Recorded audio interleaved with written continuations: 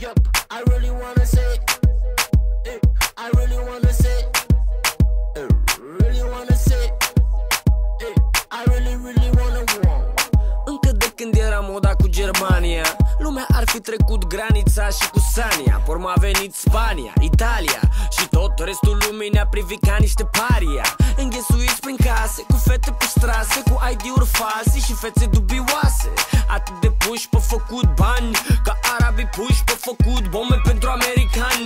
Printre fum de mici și manele și țuică, polițiștii au început să ne pună pe fugă. În țară la grătare au apărut șeptare, gibane și merțane, case de milioane.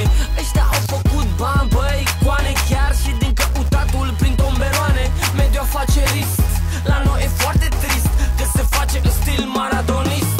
N-avem nevoie de viză ca să cucerim vestul, noi avem bani pe restul. Suntem aia care la miel după Ceaușescu. Când poliția ne doară, ne știm bine textul.